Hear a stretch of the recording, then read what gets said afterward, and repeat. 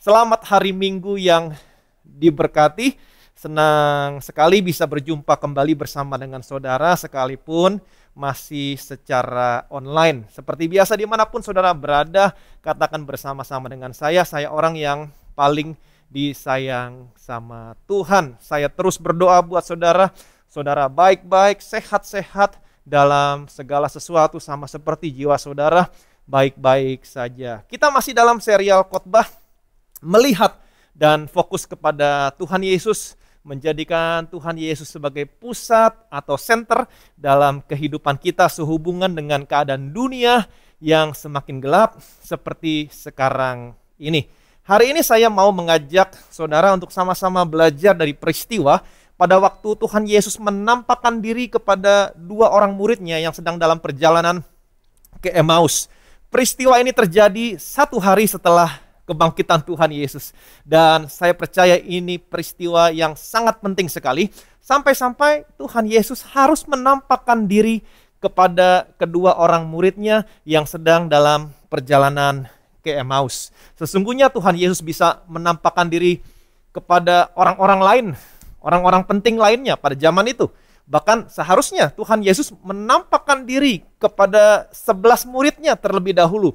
Tetapi Tuhan Yesus tidak melakukannya. Justru Tuhan Yesus menampakkan diri kepada kedua orang murid ini terlebih dahulu, baru sesudah itu kepada 11 murid lainnya. Kenapa? Pasti ada makna yang tersembunyi yang bisa kita pelajari dan yang bisa kita selidiki di dalam cerita ini. Ketika saudara mempelajari dan menyelidiki firman Tuhan, saya mau kasih tahu sama saudara, sesuatu akan terjadi sama tubuh saudara, jiwa saudara, dan roh saudara. Tubuh saudara akan menjadi lebih sehat, pikiran saudara menjadi lebih bijaksana, dan roh saudara menjadi lebih peka. Ini semua terjadi ketika saudara melihat Tuhan Yesus di dalam firman-Nya. Kita lihat Amsal pasal 4 ayat 20 sampai 22. Hai anakku, perhatikanlah perkataanku, arahkanlah telingamu kepada ucapanku. Janganlah semuanya itu menjauh dari matamu, simpanlah itu di lubuk hatimu, karena itulah yang menjadi kehidupan bagi mereka yang mendapatkannya dan kesembuhan bagi seluruh tubuh mereka. Di sini dikatakan, hai anakku, perhatikanlah perkataanku, arahkanlah telingamu kepada ucapanku. Yang dimaksud dengan perkataan dan ucapanku di sini adalah firman Tuhan.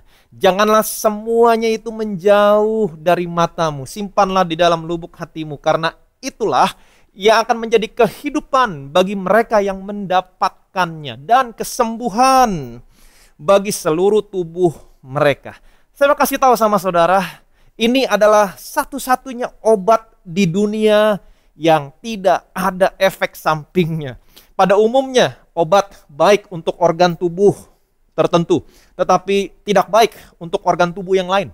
Dengan kata lain, semua obat hasil ciptaan manusia di dunia ini pasti ada efek sampingnya.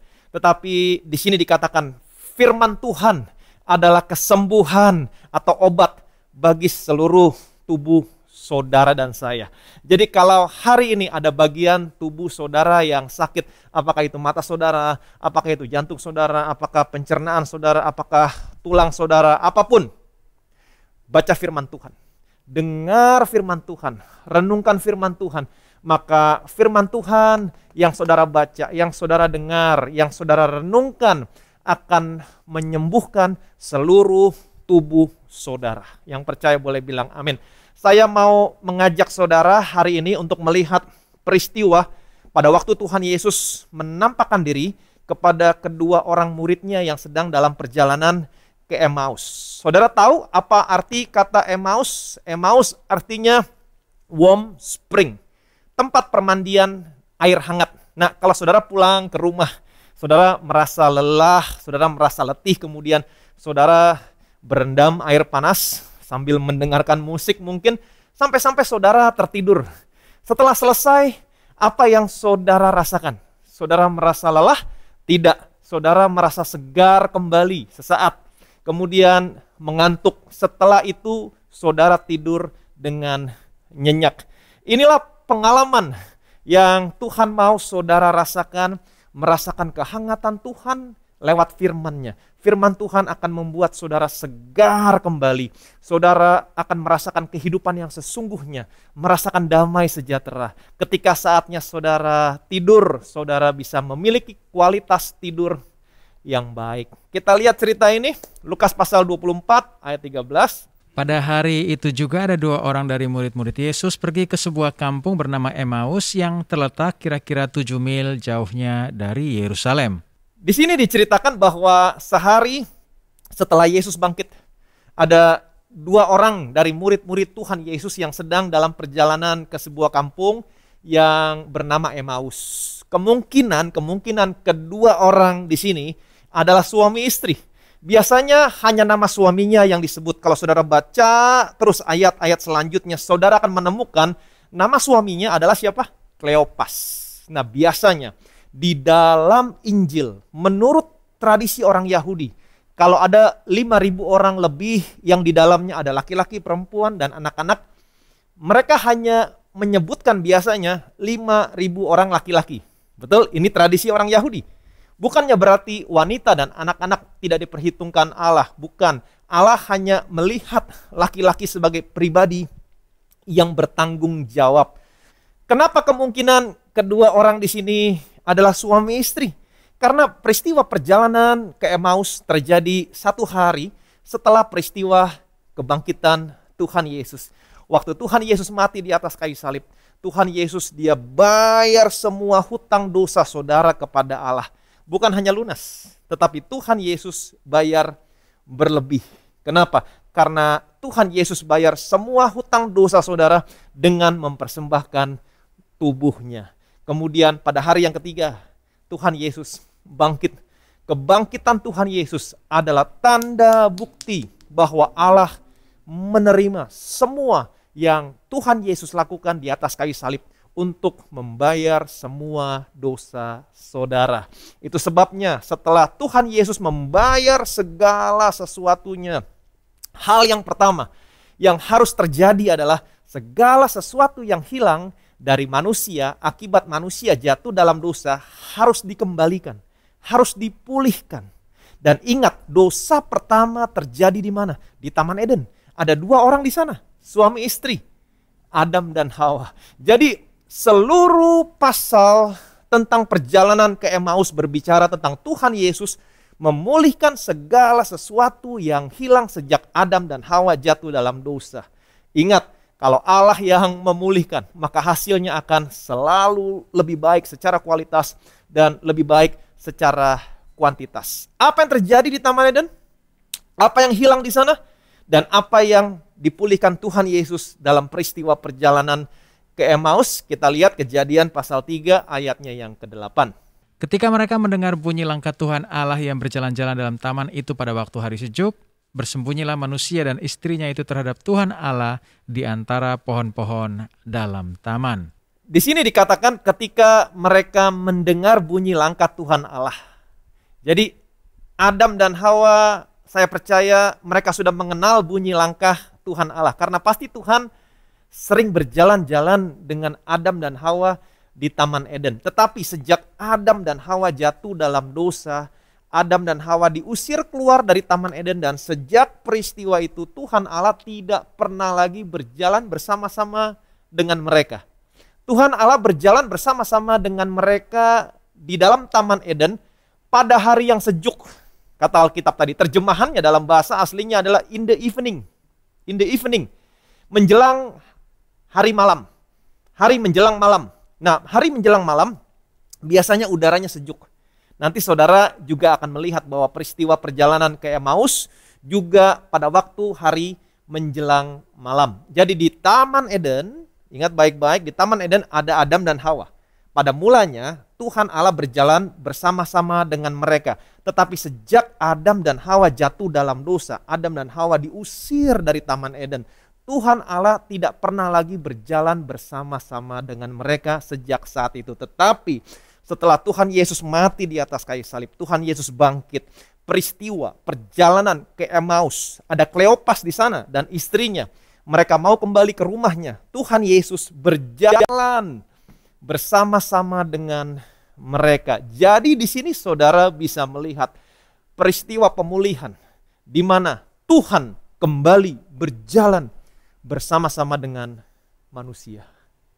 Wow, yang percaya boleh bilang amin. Amin. Lukas pasal 24 ayat 14 sampai 15. Dan mereka bercakap-cakap tentang segala sesuatu yang telah terjadi. Ketika mereka sedang bercakap-cakap dan bertukar pikiran, datanglah Yesus sendiri mendekati mereka, lalu berjalan bersama-sama dengan mereka. Di sini diceritakan ketika mereka sedang bercakap-cakap dan bertukar pikiran, datanglah Tuhan Yesus sendiri mendekati mereka, lalu berjalan bersama-sama dengan mereka. Nah, pertanyaan saya, dari semua orang yang ada di Yerusalem, kenapa Tuhan Yesus memilih untuk menampakkan diri kepada kedua orang ini? Kenapa? Karena di sini tadi dikatakan ketika mereka sedang bercakap-cakap, ketika mereka sedang bertukar pikiran tentang apa? Tentang segala sesuatu yang terjadi. Dengan kata lain, ketika mereka sedang memperbincangkan, mereka sedang membicarakan, mereka sedang merenungkan apa yang telah terjadi. Apa itu? Kematian Tuhan Yesus di atas kayu salib. Apalagi kebangkitan Tuhan Yesus dari kematian. Amin. Nah, saya mau kasih tahu sama saudara, ketika saudara sedang berbicara tentang Tuhan Yesus, berbicara tentang firman-Nya, sekalipun saudara tidak mengerti, saya percaya dua orang itu juga tidak mengerti tentang apa yang terjadi, yang mereka bicarakan.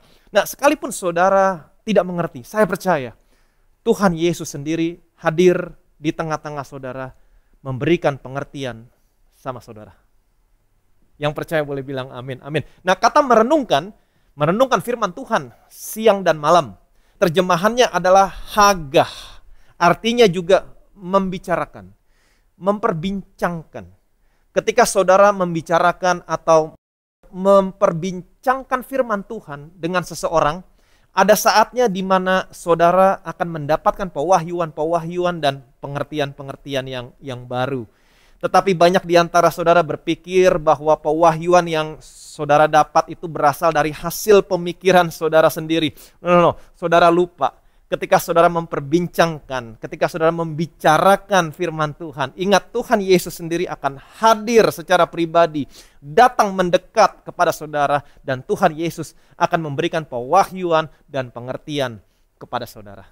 Yang percaya boleh bilang amin. Amin. Ayat yang ke-16, perhatikan baik-baik. Tetapi ada sesuatu yang menghalangi mata mereka, sehingga mereka tidak dapat mengenal Dia. Di sini dikatakan ada sesuatu yang menghalangi mata mereka, sehingga mereka tidak mengenal Dia, tidak mengenal Yesus. Pertanyaan saya, siapa yang menghalangi mata mereka sehingga mereka tidak mengenal Tuhan Yesus? Tuhan Yesus sendiri. Kenapa? Karena buat Tuhan Yesus, lebih baik mereka melihat Tuhan Yesus di dalam firman-Nya daripada melihat Tuhan Yesus langsung secara fisik. Kenapa? Karena yang pertama, perhatikan baik-baik, dengan cara demikian, melihat Yesus dalam firman, dengan cara demikian, semua orang percaya bisa memiliki kesempatan yang sama untuk melihat Tuhan Yesus, yaitu melihat Tuhan Yesus dalam firman-Nya. Kabar baik? Amin. Yang kedua, ketika saudara melihat Tuhan Yesus dalam firman-Nya, perhatikan baik-baik, maka akan menghasilkan iman. Alkitab mengatakan, tanpa iman tidak mungkin seseorang berkenan di hadapan Allah. Jadi ketika mereka sedang bercakap-cakap, bertukar pikiran satu dengan yang lainnya tentang segala sesuatu yang terjadi, kalau saudara baca ayat selanjutnya, Tuhan Yesus sendiri yang mendekati dan bertanya kepada mereka, apakah yang kamu percakapkan sementara kamu berjalan?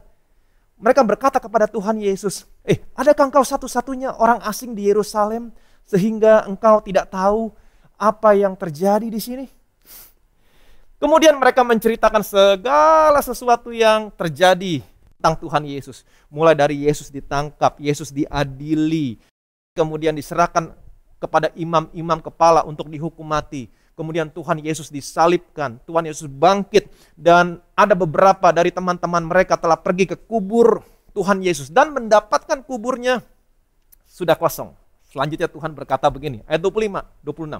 Lalu Ia berkata kepada mereka, hai kamu orang bodoh, betapa lambannya hatimu, sehingga kamu tidak percaya segala sesuatu yang telah dikatakan para nabi. Bukankah Mesias harus menderita semuanya itu untuk masuk ke dalam kemuliaannya? Tuhan Yesus berkata kepada mereka, "Hai kamu orang bodoh." Nah, kata bodoh di sini berbeda dengan kata bodoh yang biasa Tuhan Yesus pakai untuk menghardik orang-orang Farisi. Tuhan Yesus sering berkata kepada orang Farisi, "Kamu orang bodoh." Nah, kata bodoh yang ditujukan kepada orang-orang Farisi itu terjemahannya adalah moros. Ini kata-kata yang keras, kata-kata yang kasar. Tetapi kata bodoh di sini terjemahannya adalah aniostos. Artinya not understanding one. Hai kamu orang yang tidak mengerti. Jadi Tuhan Yesus berkata kepada mereka, "Hai kamu orang yang tidak mengerti, betapa lambannya hatimu." Jadi sekalipun orang tahu firman Tuhan, ada dua hal yang bisa dialami. Yang pertama, orang tidak mengerti. Dan yang kedua, tidak percaya. Betul? Ayat yang ke-27, perhatikan baik-baik. Lalu ia menjelaskan kepada mereka apa yang tertulis tentang dia dalam seluruh kitab suci, mulai dari kitab-kitab Musa dan segala kitab nabi-nabi. Jadi dengan kata lain, seluruh Alkitab saudara, dari kitab Kejadian sampai kitab Wahyu, semuanya berbicara tentang siapa? Tentang Tuhan Yesus. Perjanjian baru jelas sekali berbicara tentang Tuhan Yesus. Perjanjian lama juga berbicara tentang Tuhan Yesus, tetapi dalam perjanjian lama Tuhan Yesus disembunyikan dalam bentuk gambaran tokoh dan peristiwa. Jadi kalau saudara membaca perjanjian lama dari kitab Musa, yang dimaksud dengan kitab Musa di sini adalah 5 kitab. Yang pertama dalam Alkitab saudara, Kejadian, Keluaran, Imamat, Bilangan, Ulangan. Kalau saudara baca Alkitab dari kitab-kitab Musa dan kitab para nabi perjanjian lama, saudara harus bisa melihat gambaran tentang Tuhan Yesus di dalamnya. Kenapa? Karena seluruh Alkitab saudara tidak lain dan tidak bukan berbicara tentang Tuhan Yesus. Jadi peristiwa perjalanan ke Emmaus berbicara tentang pemulihan, di mana Tuhan kembali berjalan bersama-sama dengan manusia, dan di situ Tuhan bisa menjelaskan segala sesuatu yang tertulis tentang Tuhan Yesus dalam seluruh kitab suci.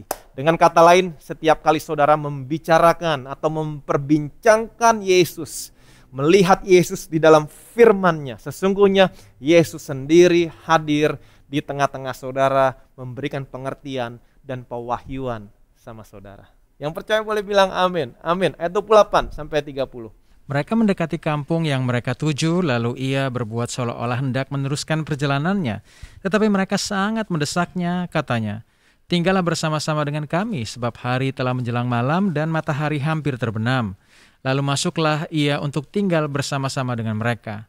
Waktu ia duduk makan dengan mereka, ia mengambil roti, mengucap berkat, lalu memecah-mecahnya dan memberikannya kepada mereka. Di sini diceritakan ketika mereka sudah mendekati kampung yang mereka tuju, Emmaus, kedua orang ini mendesak Tuhan Yesus untuk tinggal bersama-sama dengan mereka karena hari menjelang malam dan matahari hampir tenggelam. Hari menjelang malam, seperti yang tadi saya katakan, peristiwa perjalanan ke Emmaus juga terjadi pada hari menjelang malam, toward evening. Nah, waktu Tuhan Yesus duduk makan dengan mereka, Tuhan Yesus dia mengambil roti, kemudian mengucap berkat, kemudian memecah-mecahkannya dan memberikan kepada mereka. Tuhan Yesus mengambil roti. Hanya roti yang disebutkan di sini. Kalau saudara perhatikan baik-baik, cawan tidak disebutkan. Nah, pertanyaan saya, di mana cawannya? Sesuatu telah terjadi. Tuhan Yesus mengambil roti, mengucap berkat, memecah-mecahkannya, membagikan kepada mereka, kemudian sesuatu terjadi. Apa yang telah terjadi setelah itu? Ayat 31. Ketika itu terbukalah mata mereka dan mereka pun mengenal dia, tetapi ia lenyap dari tengah-tengah mereka. Saya mau saudara mengerti, semuanya ini, peristiwa perjalanan ke Emmaus berbicara tentang pemulihan. Pemulihan dari apa yang telah hilang di Taman Eden. Tuhan Yesus mengambil roti, mengucap berkat, kemudian lalu memecah-mecahkannya dan memberikan kepada mereka. Ketika itu Alkitab mengatakan terbukalah mata mereka dan mereka pun mengenal dia.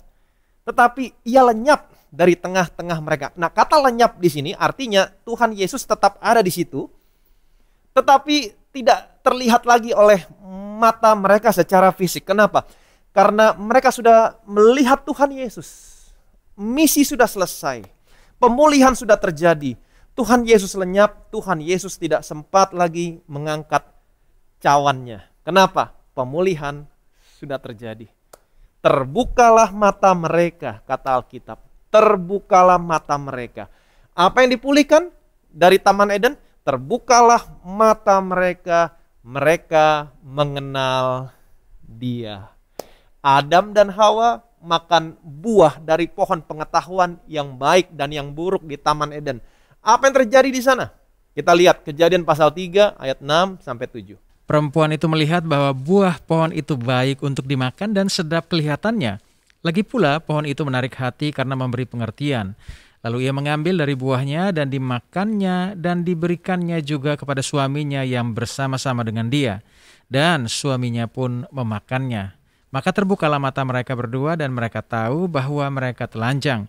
Lalu mereka menyemat daun pohon ara dan membuat cawat. Di Taman Eden, ketika mereka makan buah dari pohon pengetahuan yang baik, yang jahat, Alkitab berkata mata mereka terbuka dan mereka tahu bahwa mereka telanjang. Jadi pohon pengetahuan yang baik dan yang jahat membuka mata mereka untuk melihat ketelanjangan mereka. Tetapi pohon kehidupan yang ada di tengah-tengah taman berbicara tentang tubuh dan darah Tuhan Yesus. Berbicara perjamuan kudus. Ketika mereka menerima roti, Alkitab berkata, terbukalah mata mereka. Perjamuan kudus membuka mata mereka, membuka mata saudara dan saya, sehingga hari ini saudara bisa melihat Tuhan Yesus. Kabar baik. Amin. Ayat yang ke-32 sampai 33. Kata mereka seorang kepada yang lain, bukankah hati kita berkobar-kobar ketika ia berbicara dengan kita di tengah jalan, dan ketika ia menerangkan kitab suci kepada kita? Lalu bangunlah mereka dan terus kembali ke Yerusalem. Di situ mereka mendapati ke-11 murid itu. Mereka sedang berkumpul bersama-sama dengan teman-teman mereka. Setelah itu mereka berkata, bukankah hati kita berkobar-kobar ketika ia berbicara dengan kita di tengah jalan dan ketika ia menerangkan kitab suci kepada kita? Dengan kata lain, hati mereka berkobar-kobar ketika Tuhan Yesus membuat mereka melihat Tuhan Yesus di dalam firman-Nya. Sesungguhnya sesuatu terjadi atas mereka ketika mereka melihat Tuhan Yesus di dalam firman-Nya. Seperti yang tadi saya katakan sama saudara, sesuatu akan terjadi sama saudara ketika saudara melihat Tuhan Yesus dalam firman-Nya. Sesuatu terjadi atas tubuh mereka. Apa yang terjadi? Perhatikan baik-baik. Mereka baru saja tiba dari Yerusalem. Berjalan kaki. Yerusalem ke Emmaus itu kurang lebih jaraknya 7 mil.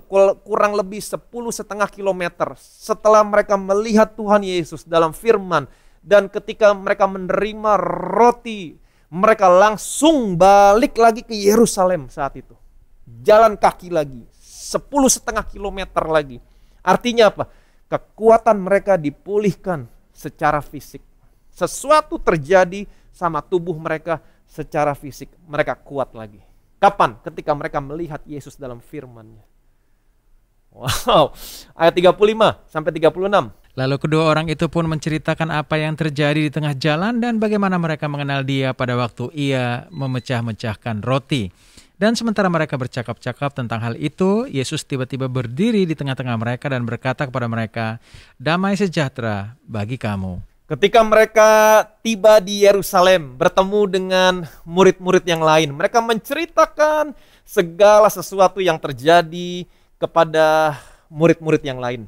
Dan sementara mereka bercakap-cakap tentang hal itu, tentang apa yang terjadi di tengah jalan dan bagaimana mereka mengenal Tuhan Yesus pada waktu Tuhan Yesus memecah-mecahkan roti, perjamuan kudus.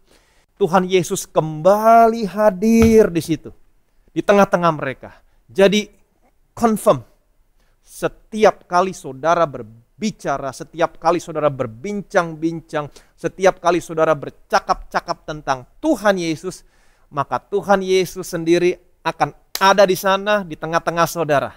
Amin.